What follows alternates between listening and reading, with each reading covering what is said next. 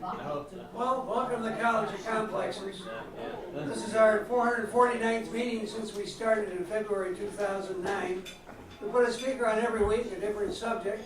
We require a speaker to take a position on an issue or express a point of view. They had to be for or against something. We don't care what it is. We give them an hour to make a presentation. If they go over an hour, we cut them off.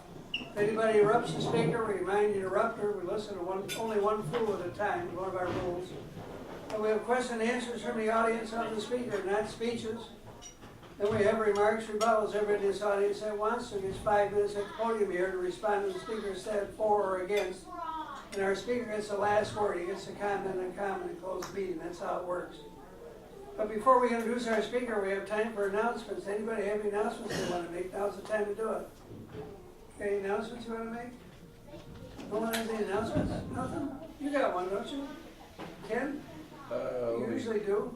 Let me figure out. Philosophy one. Yeah. Philosophy forum. Yeah. You got to hear about that. The second Tuesday. Yeah. Yeah, here we are. Here we are. Okay. So we had. Well, come on up here. Okay. All right. Philosophers Forum next talk is on March 12th, and it's going to be about compassion, the value of the 21st century. Wow. What day is that? March 12th. Interesting. March 12th. So he's talking about the Charter for Compassion in 2009. Like over 250,000 individuals, thousands of organizational partners in 400 cities around the world have embraced the value of compassion as a core value. So if you want to hear a talk about that, come here to Philosopher's Forum. It's at El Phoenix off of 635 in Odelia, and 9090 Stillman's the address. Talk starts at 7:30. You can get there as early as 6 and join other people for dinner.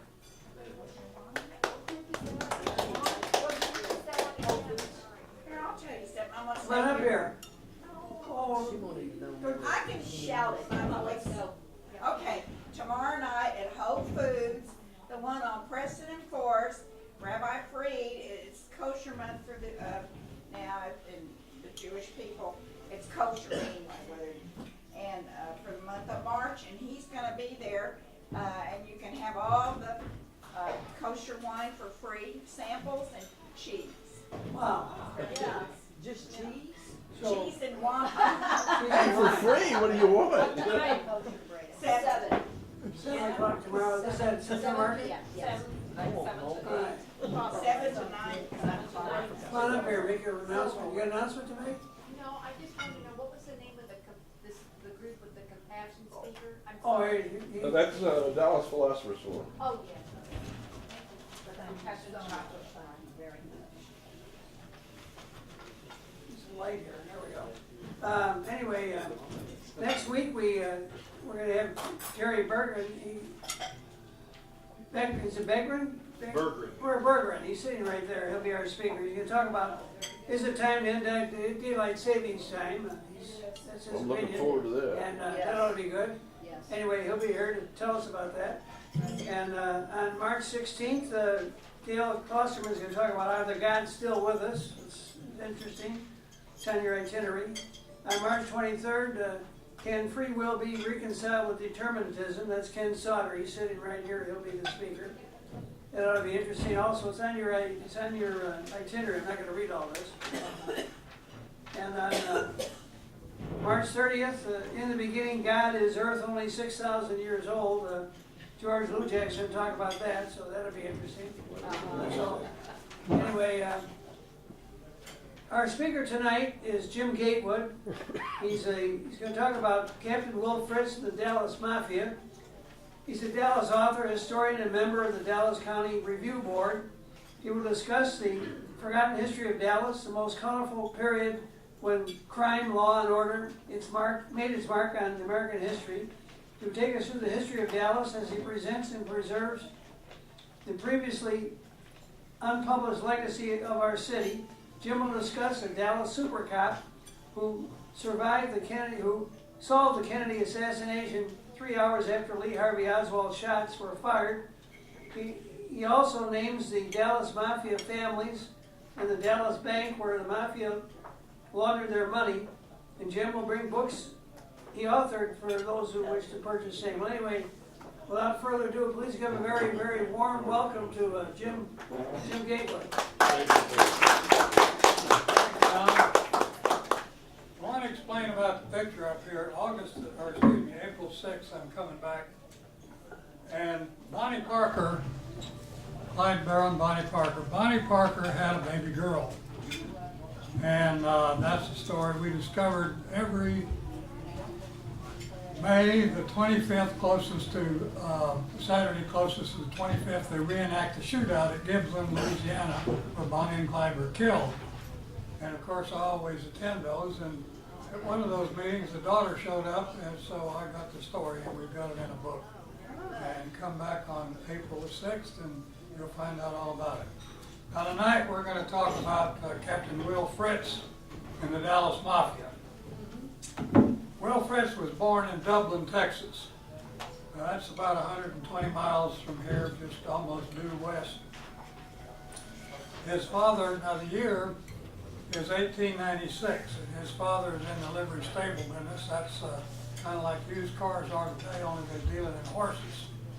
And Will, of course, doesn't remember when he learned how to ride a horse. He was around them all his young life. When he was 8 years old, his father got a telegram from his brother in New Mexico.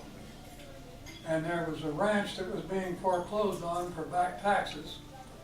And Father Fritz had enough money that he could go out there and take over that ranch, so he did. So young Will Fritz was raised in New Mexico on a ranch. The nearest neighbor was 2 miles away. And of course he was intermixed with the Mexican children, and he became quite fluent, of course, in the Spanish language. Now, he was 9 years old, and his father and mother had gone to town, and he was there by himself, and he got Dad's pistol. And he was looking at it, and he had admired that, so he took it outside. And there was a water bucket there on the well about 10 or 15 yards away. And he took careful aim and shot the bucket, and he hit it, and he destroyed it. Well, he wasn't prepared for that. And of course, when Dad got home, he had to explain the bucket and the fact that he had taken a pistol. Well, now, instead of fussing at him, the father the next morning took him out with some ammunition and helped him learn how to level out and shoot. And he told young Fritz, he said, you can use the pistol to shoot any time.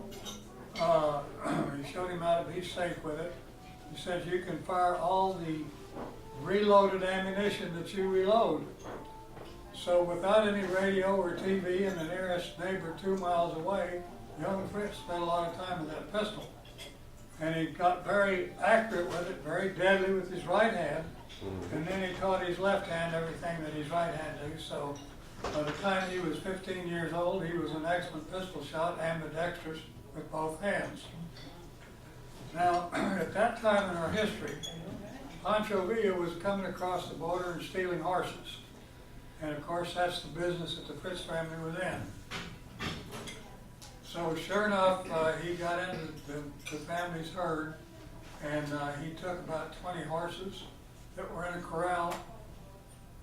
And of course, the Fritz family didn't realize they were stolen. They just thought the horses had gotten out. So Fritz now is 18 years old, Will is 18 years old, and it's his job to track the herd of horses and find out where they are. Well, he travels all the first day, and it's getting dark, and he comes up on this hill, and he sees the light down there, so he moves towards the light, and sure enough, there's a small town there with a tavern. Well, he goes inside the tavern, and he gets there just in time for quite a ruckus. There's a drunk in there that's shooting the place up, and everybody's hunkered down trying to stay out of the way, and the drunk is cursing everybody, and Will kind of hunkered down by a stove there. It's cold outside, and he's sitting there, and the drunk comes up, and he's waving that pistol around. He shot the face of the clock off. Will looks down there at his feet, and he sees that they're too far apart, so as he stands up, he comes up with a hard right hand and catches the guy right under the chin knocks him out. Takes his pistol away from him and gives it to the barkeeper. Then the barkeeper shows him where he can sleep that night, and Will takes his pistol out, lays it in front of him, and sleeps with his back to the wall. But when he gets up the next morning, he finds out that the ruffian has left. He left shortly after he gained consciousness.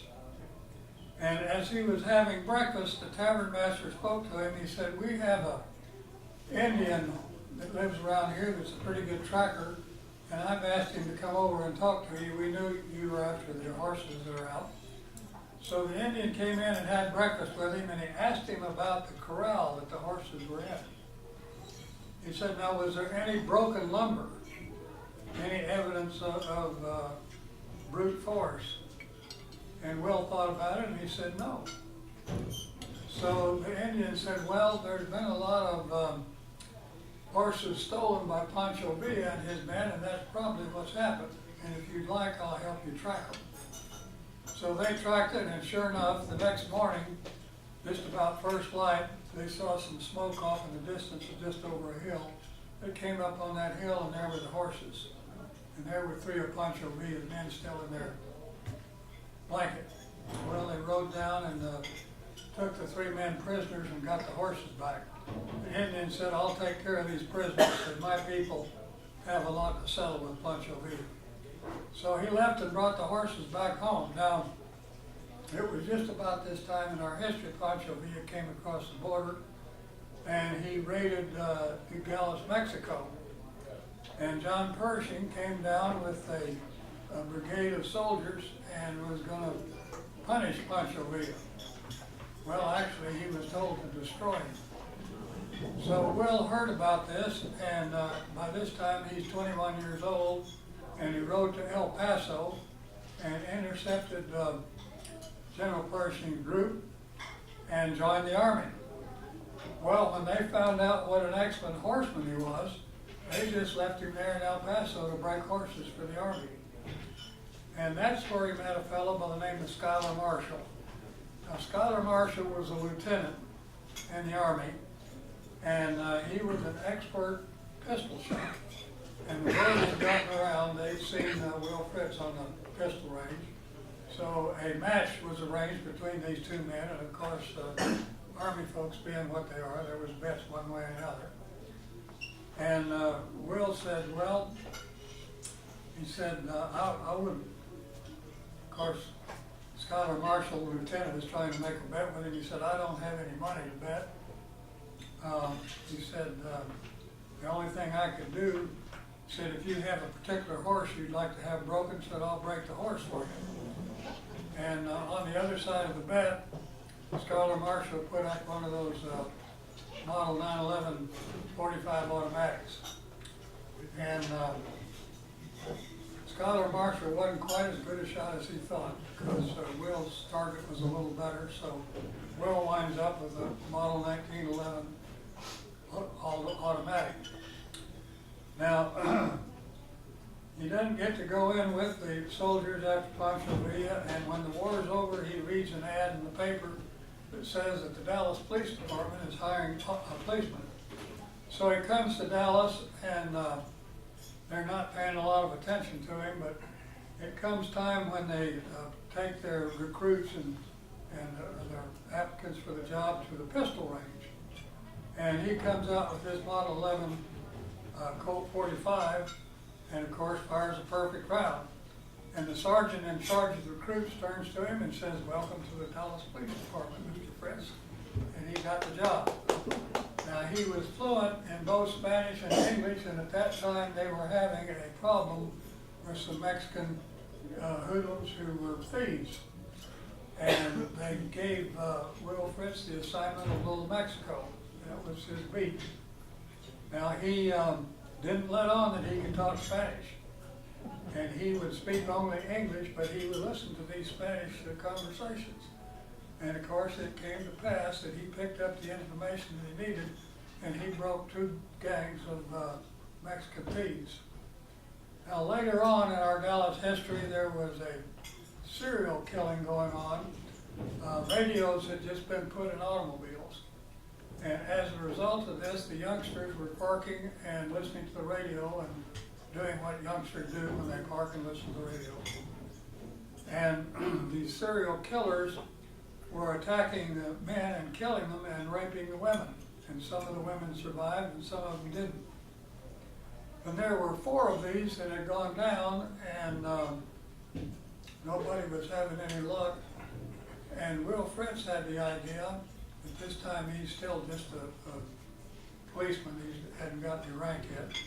But he has the idea, I will go to all the dry cleaners and see if anybody has had their clothes cleaned that's had blood on it. Because of course some of these murders are pretty bloody. And sure enough, he finds a cleaner that gives him the name and address of a fellow that's had blood taken off his coat. And he goes to that address and he knocks on the door and introduces himself, and he hears a commode flush. And he rushes into the house and he goes into that commode and there's jewelry in there.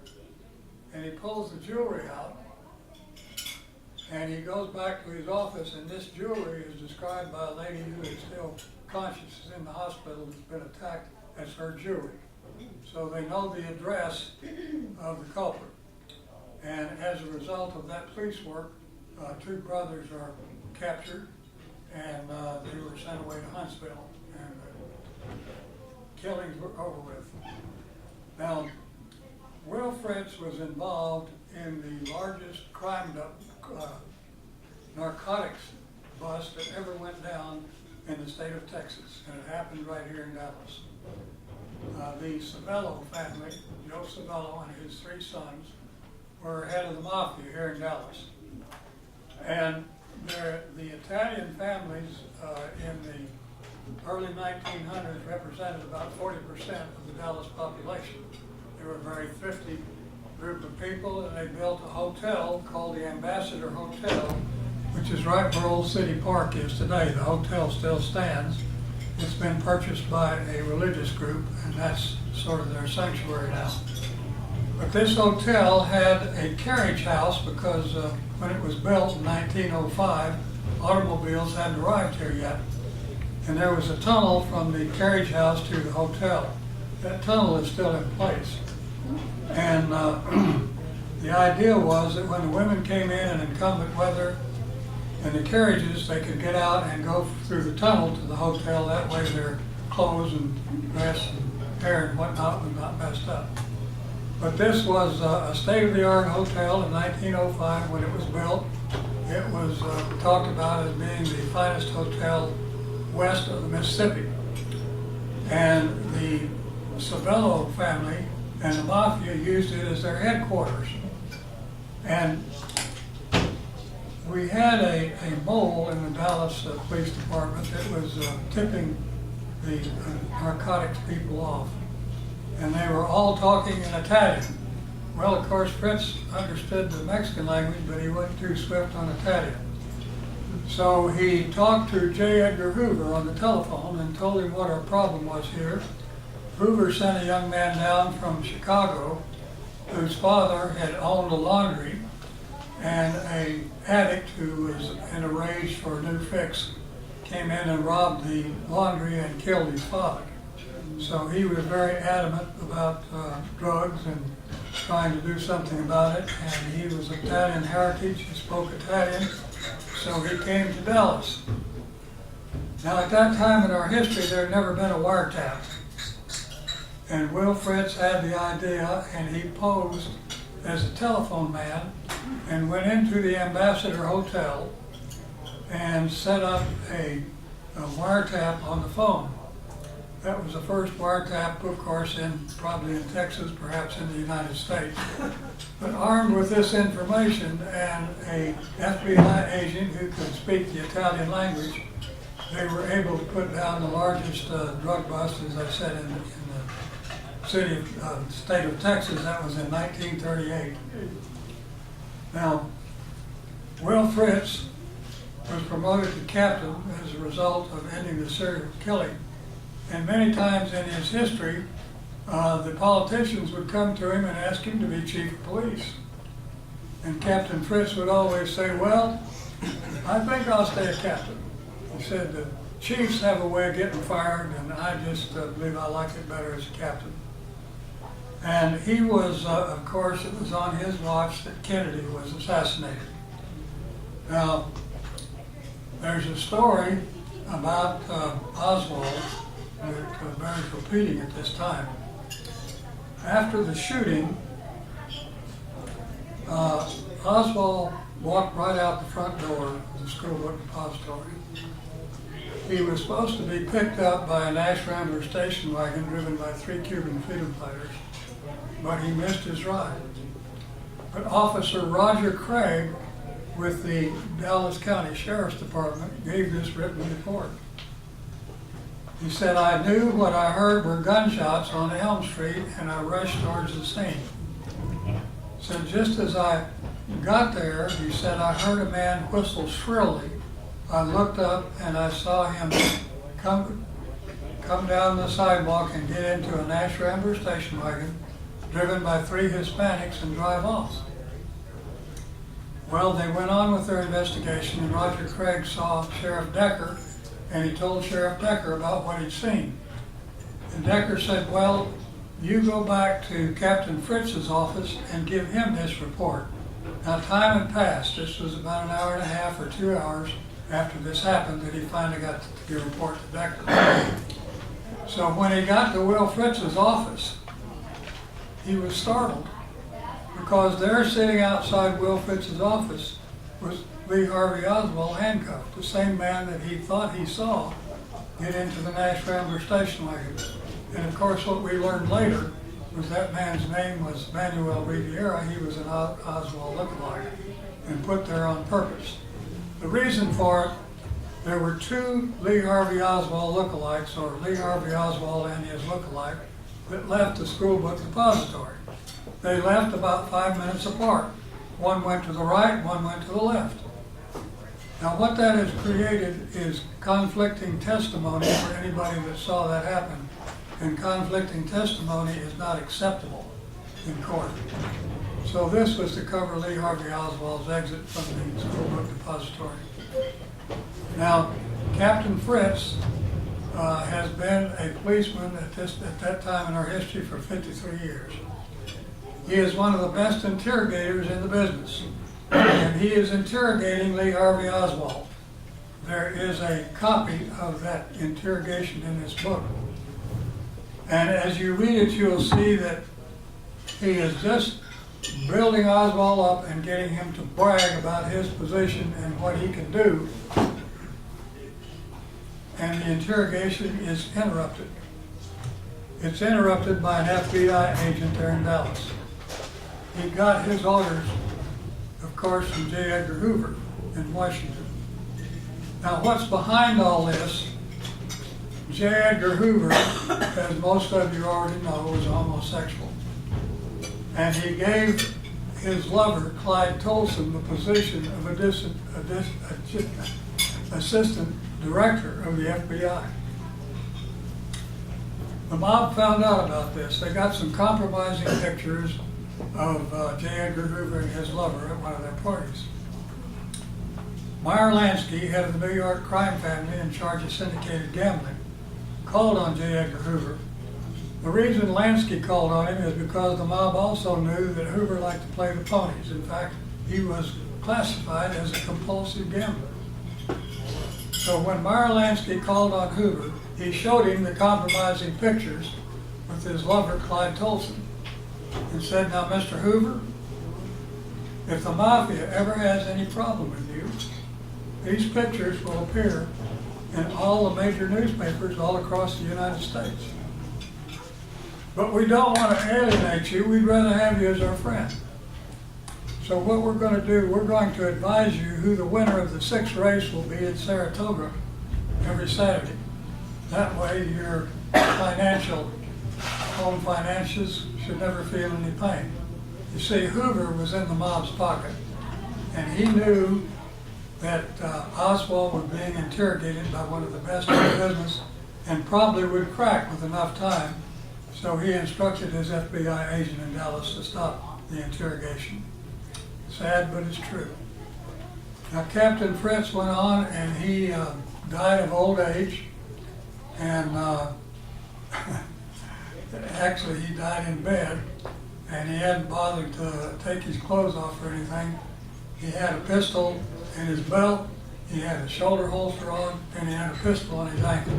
He had 3 pistols on him when he died. Are there any questions about Captain Will Fritz or the Dallas Mafia?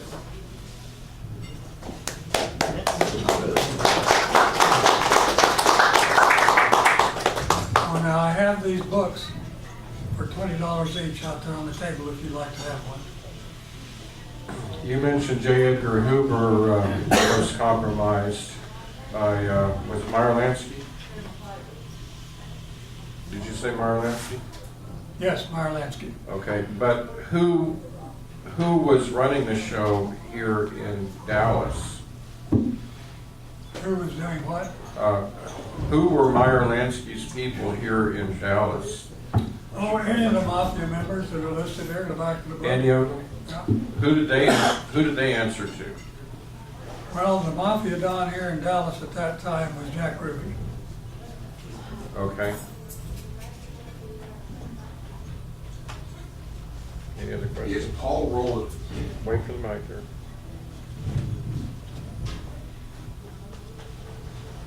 is Paul Rowland Jones in your book? Can you hear him? Yeah, Yeah, Paul I- Roland Jones. I'm pretty sure he is. I can't, that name is so familiar. Well, he was allegedly the paymaster for the Dallas Police Sheriff's Office. Okay. He gave him a little incentive compensation, shall we say, that the ones that got it. Well, he may be familiar to me because I knew so many of the deputies. That's probably where that name came up. I don't think he's in the book.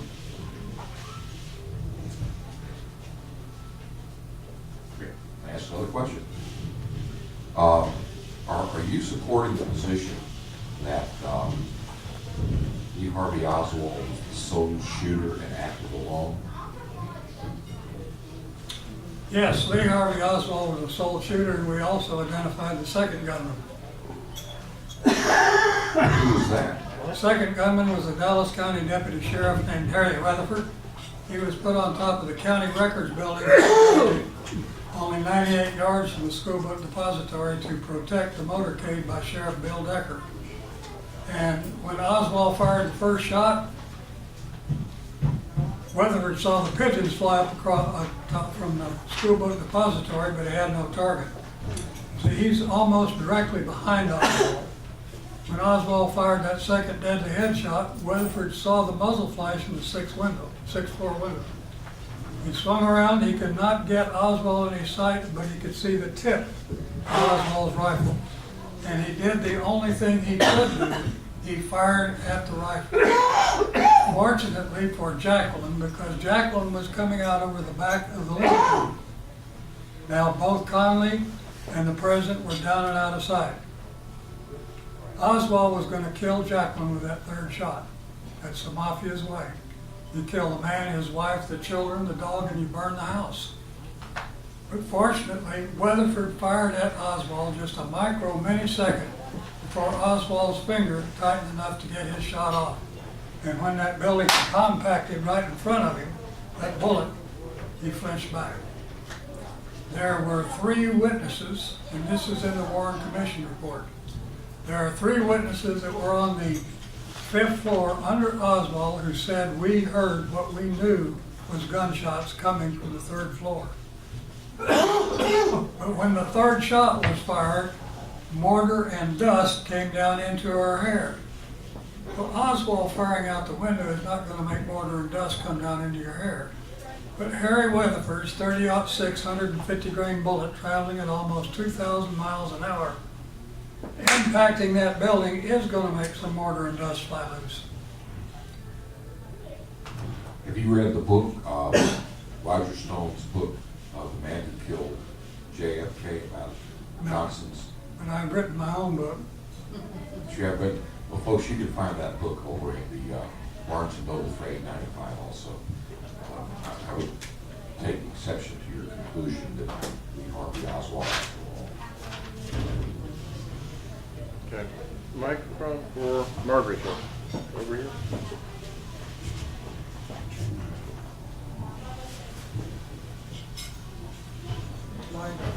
You're right, Tom.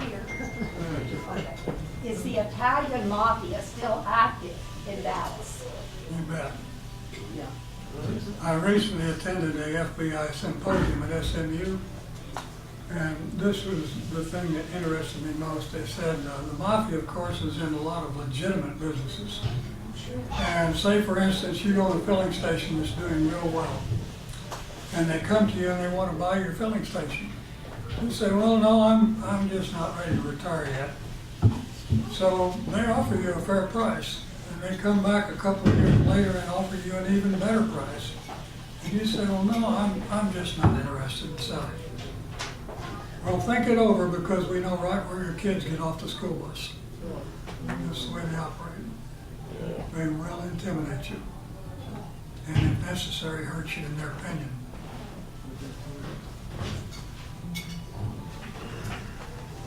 Any other questions? Sure, they go a million. One wonders how you acquire all this information about the Mafia. Pardon? The Mafia, you seem to be very knowledgeable of the Mafia. Yes, I was privileged to come across a senatorial crime investigation in the Sheriff Decker's files, and that's where the information came from. Yes, don't you think some people should believe the mob and mafia has been around for over 100 years? Oh, yeah. Yeah, that when they first came here, they were called natural born criminals. Would you think that some people will see them as being more dangerous than MS-13? Well, it depends on what action is taken. As long as you behave yourself, they're not going to pick on you. But if you've got something they want, they'll get it eventually. Who's the most dangerous, I don't know. I'm not qualified to say that.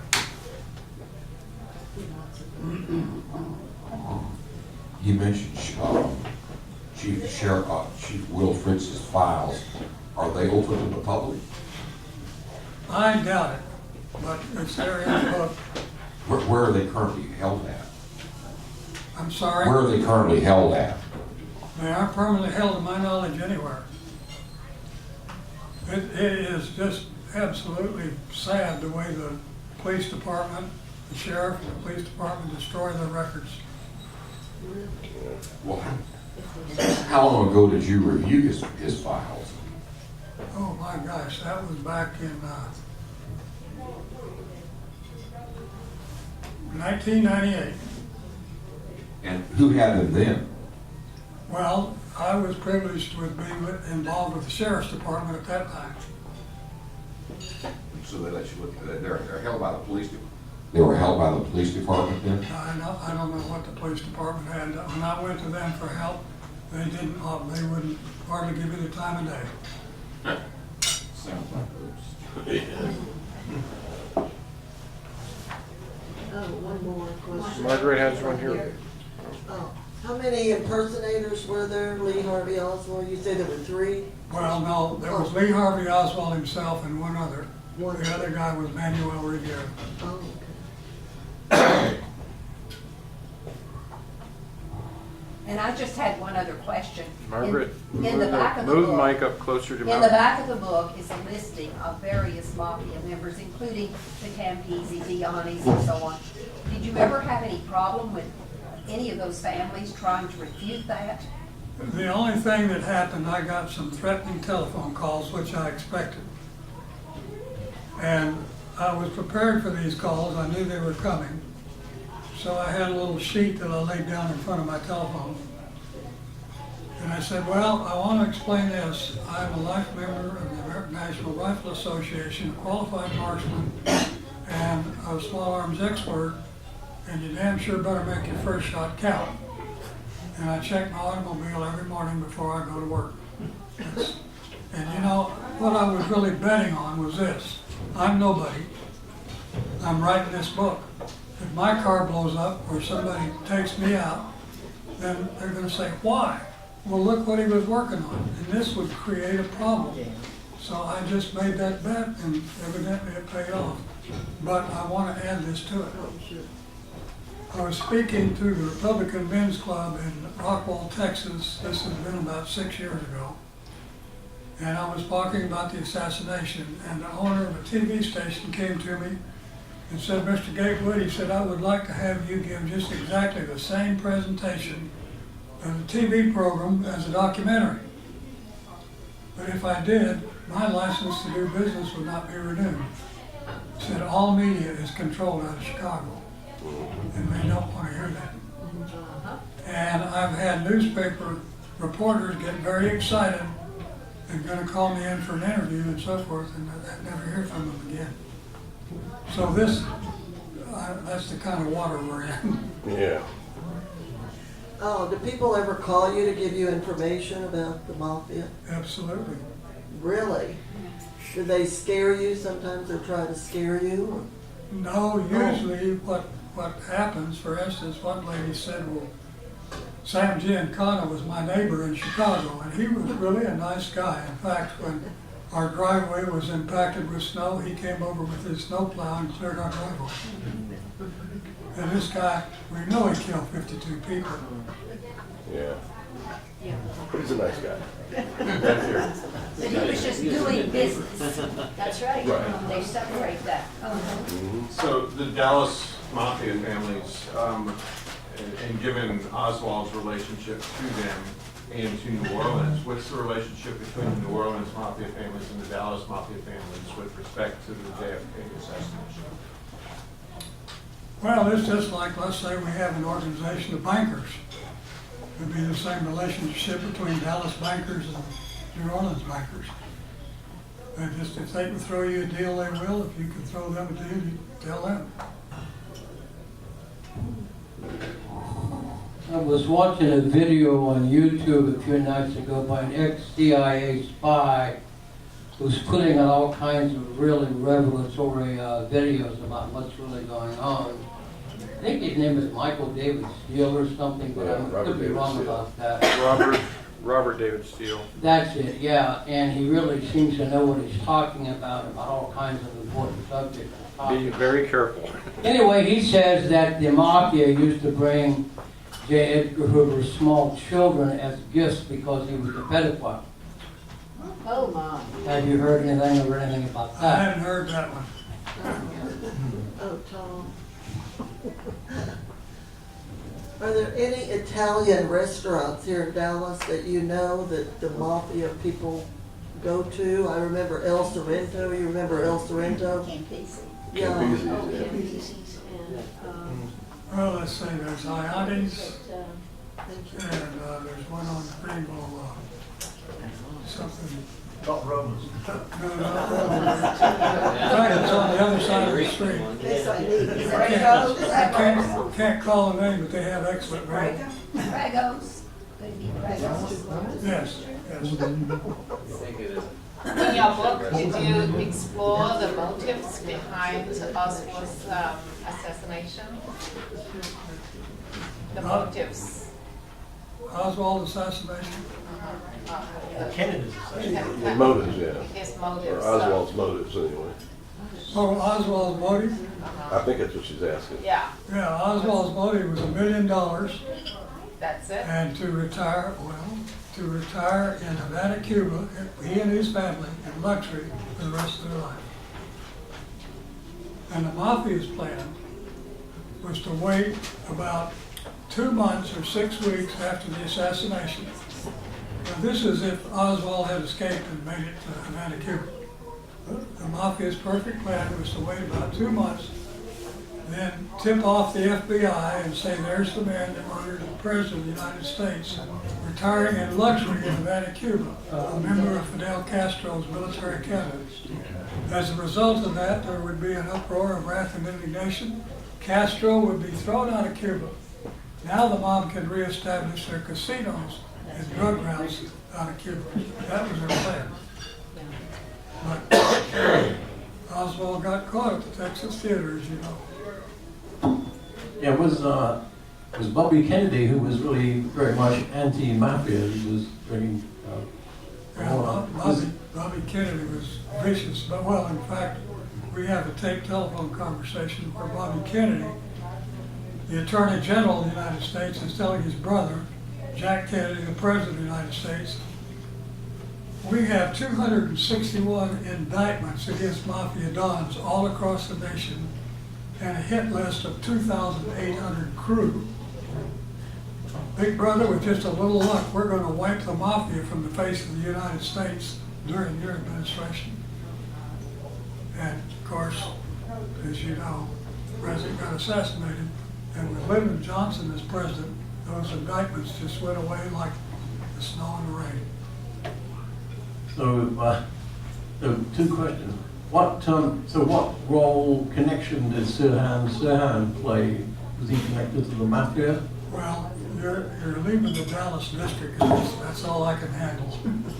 Okay, so I mean, but you just cast aspersions on LBJ as being sort of somewhat in cahoots with the Mafia law. Yes, his sin was a sin of omission. He could have stopped it. He didn't have to set it up. The mob was already mad at him.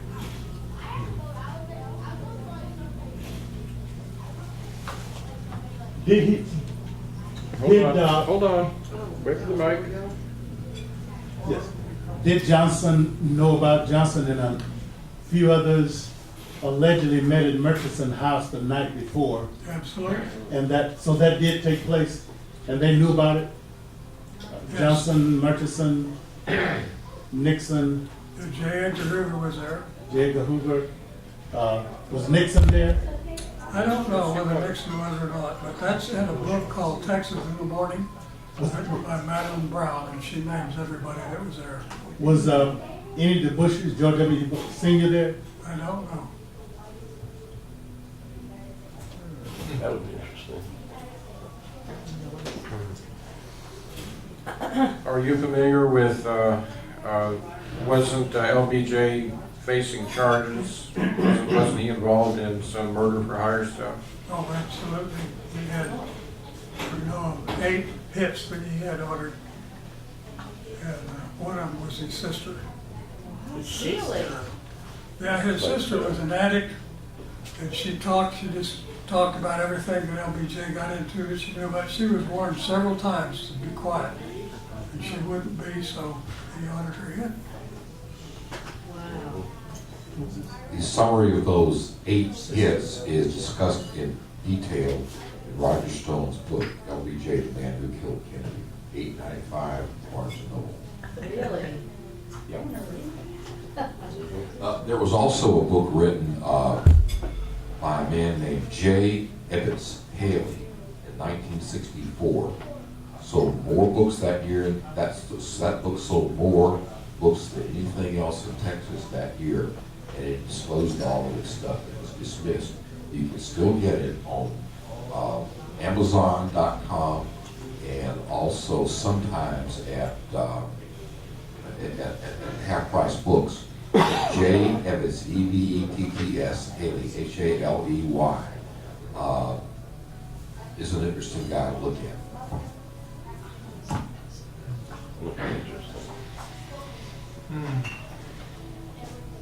One more question about Madeline Brown. Now, it Margaret, seemed hold to that me real close. that at one point, Closer. closer, Yeah, there you go. at one time, I thought when you were here, you indicated that the information about Madeline Brown being LBJ's mistress had been refuted. Is that correct, or? For 21 years, and they had a child. That's right, yeah. But so there's nothing, I mean, so that is still staying. That's right. I mean, that's not been denied by anybody. Oh, yeah. I've met Madeline Brown's son, and he looks a lot like LBJ. I thought he was deceased. Do you have a picture of him? I don't know. He was with another friend of mine. I expected to see more of them, but I never saw them again. So I do not have a picture. But I was trying to interview Madeline Brown, and there was another elderly gentleman who had written a book, Who's Who of the Elite. Do you remember his name? It was a really great book, really expose. He informed me to be very tender about her feelings and so forth, and I just said, you know, maybe some other time, and it never happened, and she died. But, yeah, I guess that should have been a question, I apologize.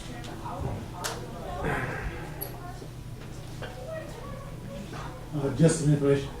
Madeline Duncan Brown's book was Texas in the Morning. I read it, and she has a picture of her son in there. Looks just like JFK. I read the book. LBJ. LBJ. The name of the book is Texas in the Morning. I read that. And she has a picture in there, and he looks just like LBJ. And to make a long story short, they had him killed back in about 1980s because he wanted some of LBJ's inheritance and stuff, and recalled him to the Navy, and he died mysteriously of some things in the late 1980s. So it's another interesting story. What about the claims of there being a minimum, with the sound evidence recordings, a minimum of 5 and perhaps as many as 7 shots having been fired? Say that again.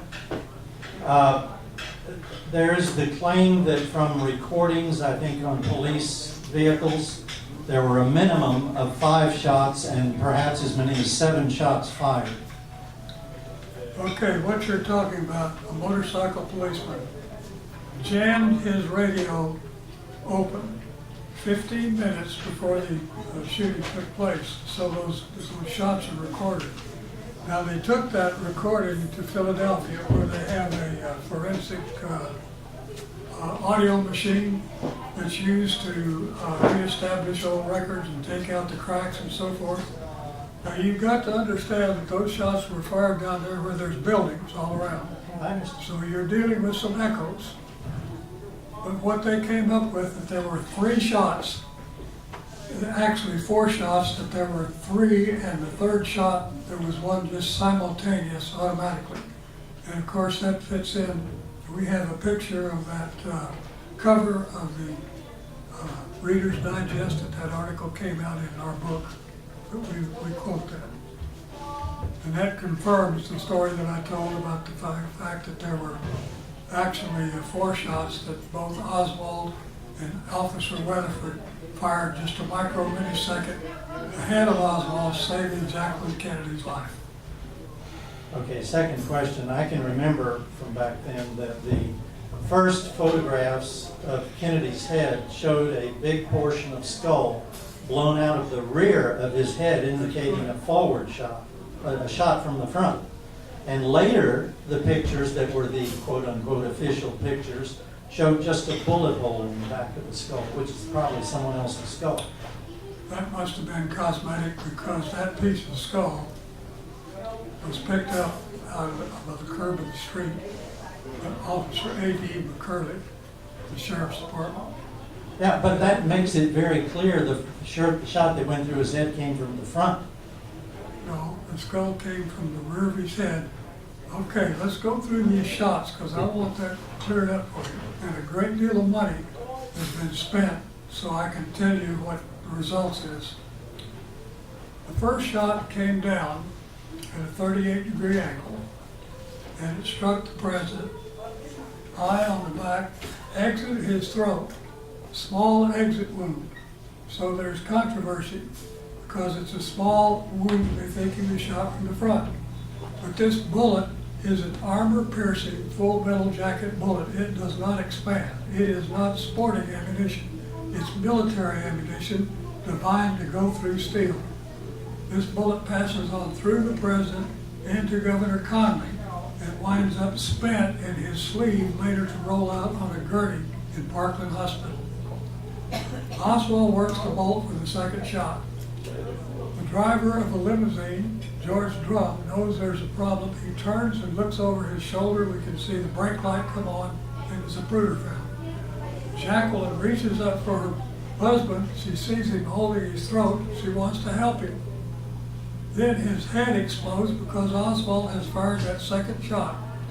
The second shot comes down at the same 38-degree angle, striking the president high on the right-hand side of his head. That piece of skull flips off from the back. Now, this bullet passes on through and lodges in the lining of the limousine, their windshield. We have a picture of that windshield with the bullet in the light. Oswald works the bolt for the third shot, but what's he going to shoot at? The press is down out of sight, Cotton is down out of sight, but there's Jacqueline scrambling out over the back of the limousine. He's going to kill Jacqueline with that third shot. That's the Mafia way. You kill the man, the wife, any children, the dog, burn the house.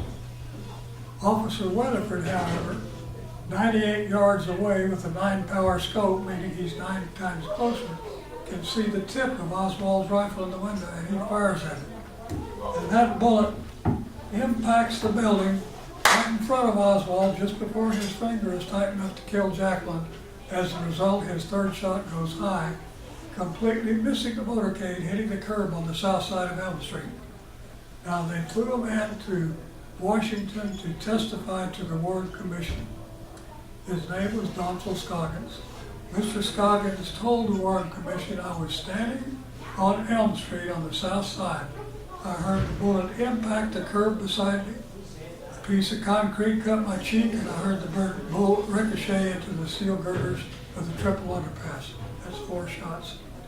Now, the sound, because it's bouncing around, but the audio forensic machine is able to determine echoes from actual shots, and there were 4 shots. And that's in the book.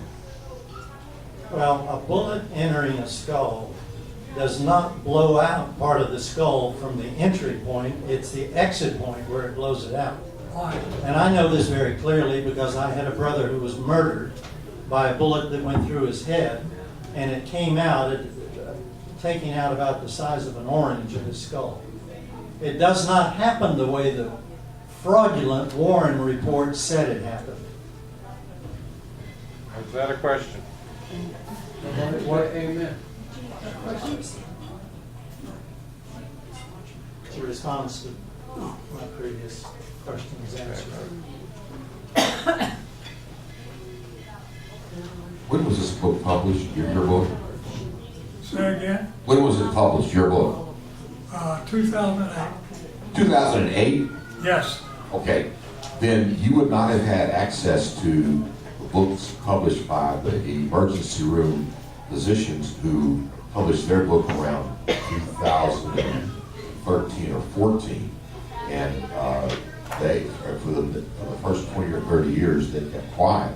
In their book, they said, well, they examined Mr. Kennedy, President Kennedy's accident, a wound in his throat.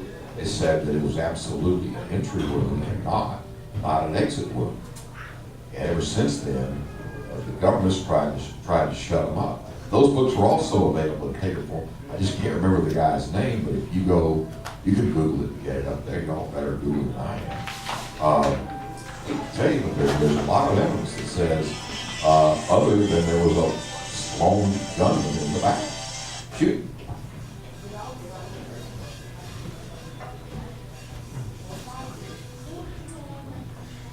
Okay, is that the end of the questions? I think so. All right. Questions? You can Okay. sit down.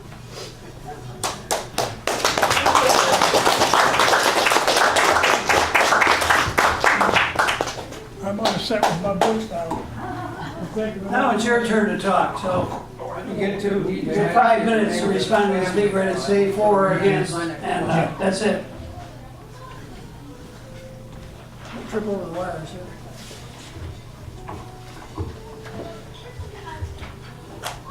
I stand corrected. If LBJ's son of Madeline Brown was killed in late 1980s, that was another one of LBJ's illegitimate sons I met. Because this was more recently, and he does look like LBJ too.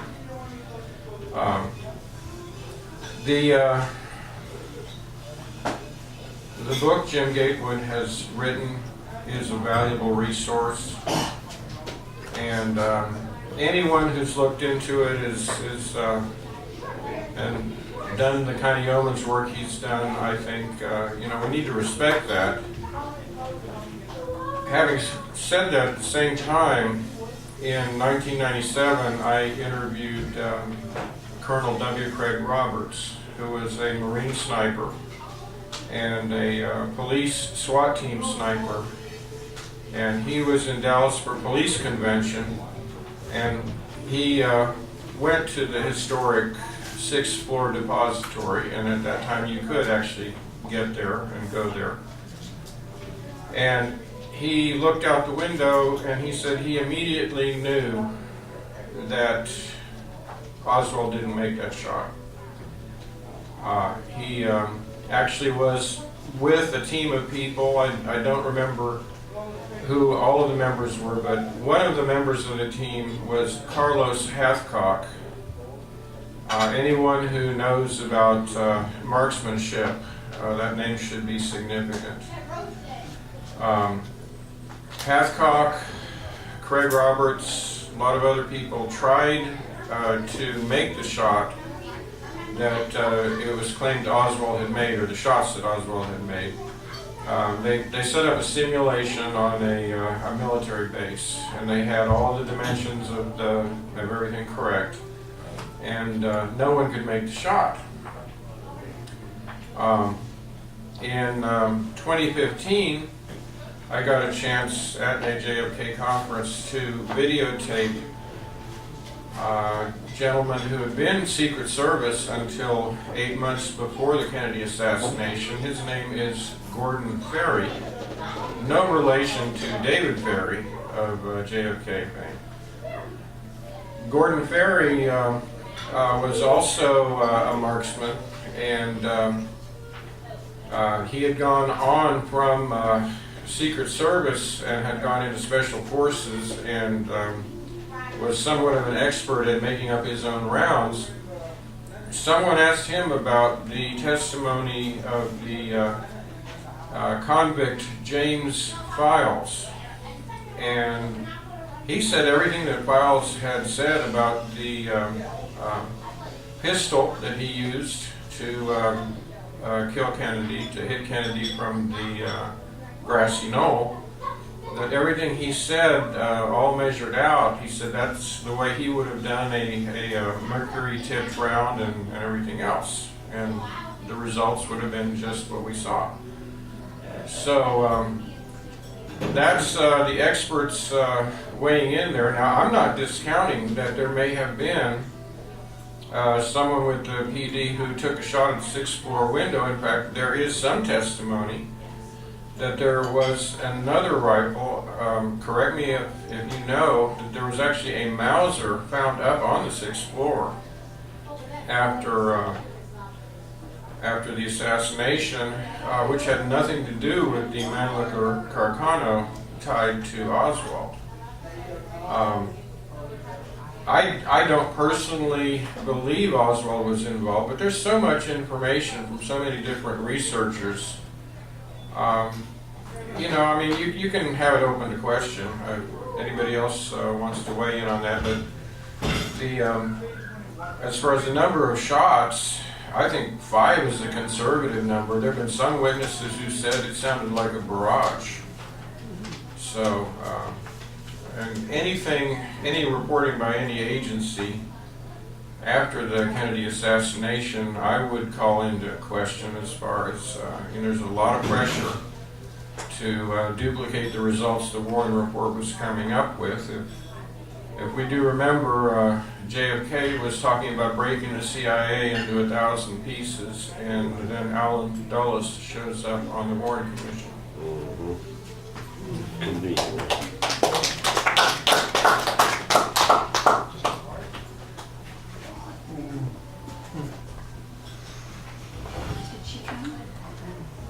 In the 70s, Geraldo Rivera had a show called Good Night America, and he announced he was going to have 2 nights running of forensic scientists analyzing the Kennedy assassination and the Warren Report. They showed the Zapruder film, and the first thing, I was sitting with a friend watching it, the first thing you noticed, from your viewpoint, the car was coming this way, there was a gray cone-shaped mist about this long that suddenly appeared right behind Kennedy's throat in the back, and then he jumped up like this and was clutching his throat, and that blew away in the wind, and it was at a slight angle up. And I turned to my friend and I said, "Did you see that? That first shot came from in front of him. Below him, it had to come from drain opening in the sewer in the curbing. And she hadn't seen it, but they played it again that night, and she did see it. Well, I called up friends all over town and told them to watch it the second night to look for that. And the second night, that mist was erased from the film. It was not in it the second night. So then I had picked up this friend the next day, and we drove down Elm Street, and there were 2 drain openings, and the second one in the curb was in the perfect position for that first shot to have been fired. That's where the first shot came from, I'm totally convinced.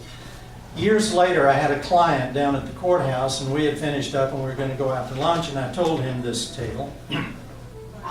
And we drove down Elm Street, and I said, now here's the first drain, and the second one had been removed. We went and parked the car and went back down there, and the concrete where they filled in the drain opening was made to look like very old concrete. They did a beautiful job of that. And where the manhole cover over it had been, there's now a street lamp. And years later, I played soccer for years in men's league here, and there was a fellow that he and I interacted a lot on the team, and he was a sergeant on the tax squad in the Dallas Police Department, and I told him this one time, and he said, well, they told us that they removed that drain opening to quell speculation that a shot might have come from there. Yeah. Now, are we going to believe government? I don't. All government agencies lie. And incidentally, NASA tells the biggest and the most lies because they have the most to cover up. Secondly, Oswald had a higher security clearance in the military than the commander of the base where he was stationed. Oswald was a loyal American. 2 or 3 weeks before the assassination, he turned into the FBI what he had heard about another city where there was another assassination planned, and that saved Kennedy's life at that point. If you read the book Me and Lee by Judy Very Baker, who was his girlfriend in New Orleans, they were planning to both divorce their unhappy spouse's relationship and get married and move to South or Central America. He was involved in trying to be the one who would take an aggressive form of cancer that Judy Baker was involved in developing with some doctors in New Orleans, take a vial of it to Mexico City to give to a doctor from Mexico to take back to Cuba to kill Castro with it. That was the plan, and they didn't get it executed fast enough, apparently. When you think about the the CIA, remember this. In World War II, we landed first in Italy on the island of Sicily. Well, the government wanted some organized resistance to Mussolini. Who was that? The Sicilian Mafia, naturally. So the CIA and the Sicilian Mafia, the OSS at that time, became very involved with each other, and they've been very involved with each other ever since. And when Kennedy called back the air cover on the Bay of Pigs invasion, which caused a lot of the agents to get killed and so forth, that really pissed off the CIA, because their mafia people wanted to get back into Cuba and set up their casinos again in Havana that Castro had thrown out of there. There is a whole lot more to the story than you would ever find from the Warren Report. The Warren Report's a bunch of lies to cover up. I think many people involved in that, including LBJ, would, if the truth were out, would have been tried for treason and probably executed.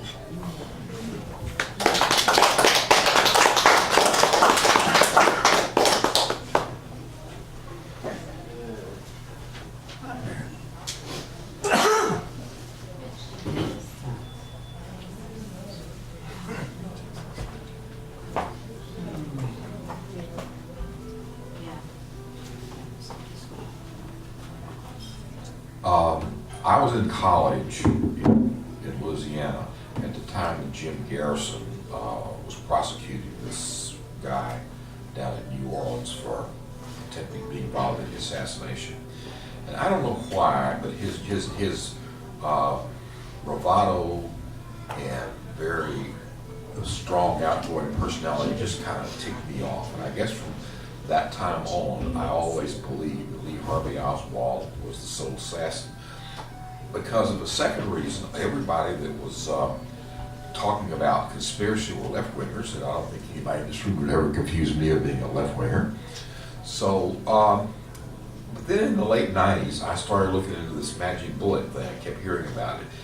And unless the Supreme Court has figured out some way to suspend the law of physics, then the bullet could not have taken the path that it took, the trajectory that it took, and come out undone. So that's just a little over quick. One of the pieces that's missing that would be easily to show is Lee Harvey Oswald's tax returns.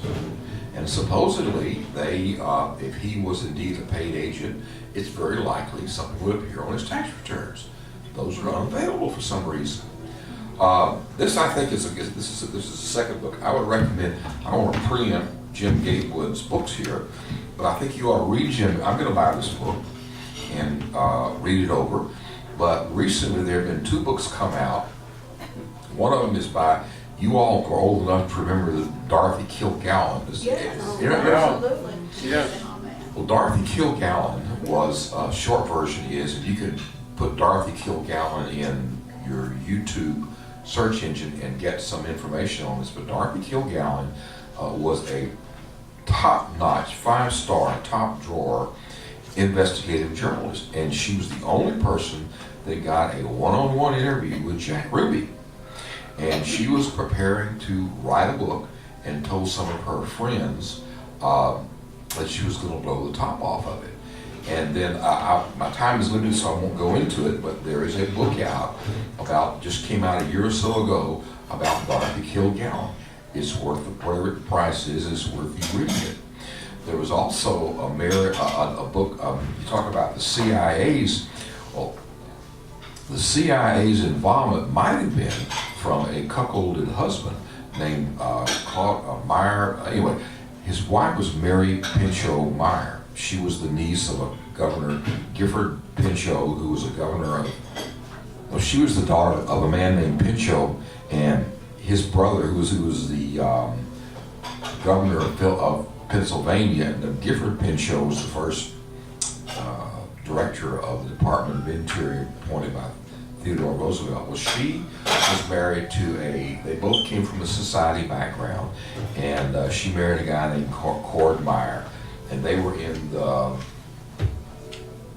peace movement, save the world, and all that kind of baloney after the end of World War II.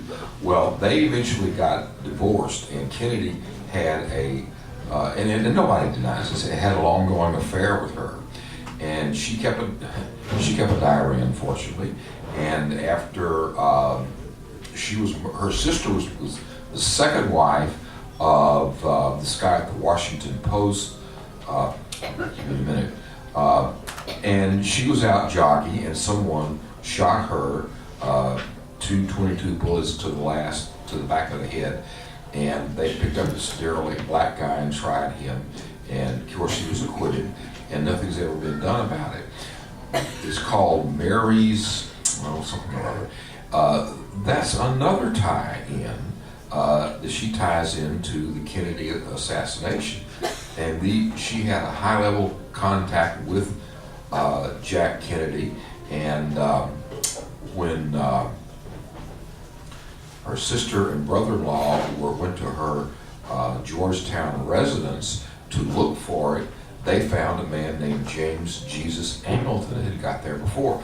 Does anybody know who James Jesus Angleton was? He was the director of counterintelligence for the CIA. However, I'll say parenthetically, I trust the CIA before I move the FBI, but that's another rabbit we can chase some other day. But anyway, he was there looking for it.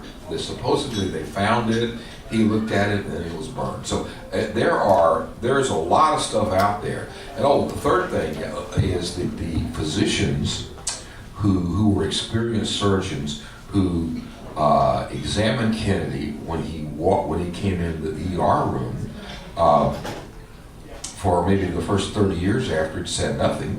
But they published a book in 13 or 14 that talked about their experiences, and they both say that he got a The wound here, before they performed a tracheotomy, was an entrance wound because of the way the little flesh fragments. So, you know, it's whoever you want to believe. The guy that performed the autopsy in Washington was not a called forensic doctor who does autopsies.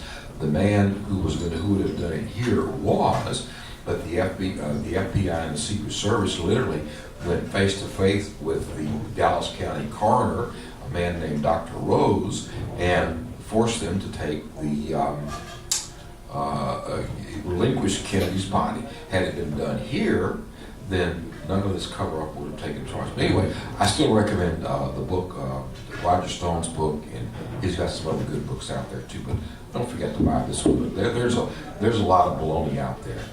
The Kennedy family, Jacqueline, her daughter, Robert F. Kennedy, Schlesinger, Arthur Schlesinger, and that whole crowd, none of them believed the report, the Warren Commission report from the beginning. Richard Nixon called it a piece of Swiss cheese, and that's exactly what it is. It omits too many things. Kennedy, well, I guess. All right. There's a lot there. There's a lot there if you want to get into it.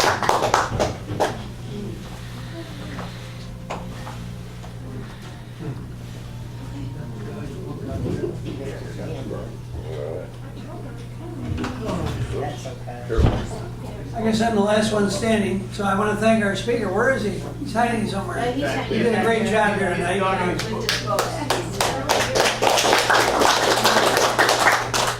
don't know what I could add to this. I lived during that time. I remember it, but it's a confusing thing. The one thing that struck me was that the bullets that were entered Kennedy were military bullets that they didn't expand when they came out, and so I think that what Jim Gatewood has put here is what he knows and is accurate is to what he thinks. So anyway, I'm going to leave that alone, and I'll give this back to Jim Gatewood. He gets the last word here. Where's he at? He's there. Come on, Jim. Come on, Jim.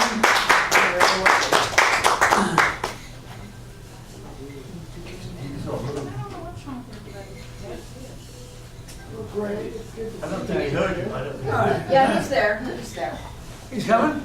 No, he's not coming. He's staying. I don't know if he can hear us. Yeah. Your last word, Jim. Yeah. You're going to respond to all these remarks. All these remarkable remarks. Your last word.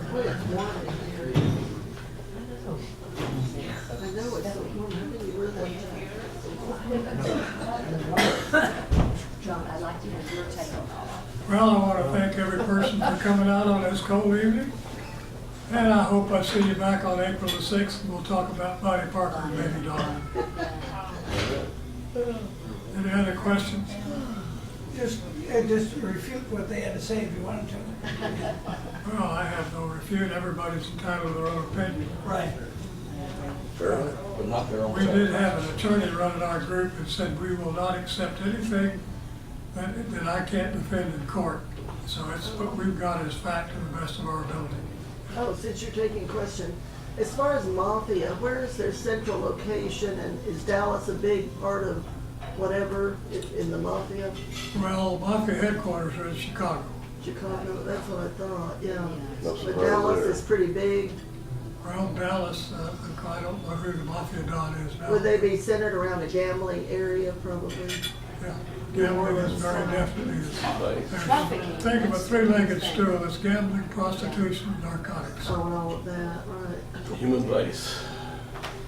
Weren't there more than one mafia family, though? I thought there was a huge mafia presence in New Jersey. Oh, there's anybody with Sicilian heritage is eligible for the Mafia family. And of course, they hire people outside the family for what they call their crew.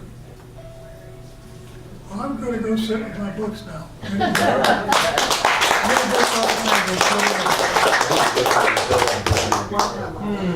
somebody in the mafia. Well, that's it for tonight, that's the end of our formal meeting. They kick us out of here at 10:30, and he's back here if you wanna buy any books, so, anyway, see y'all next week, hopefully. And that's our speaker next week, I think. Yeah, he's sitting right there. All right. I'm in a real estate agent owns by the name of Paul. She knows Smith.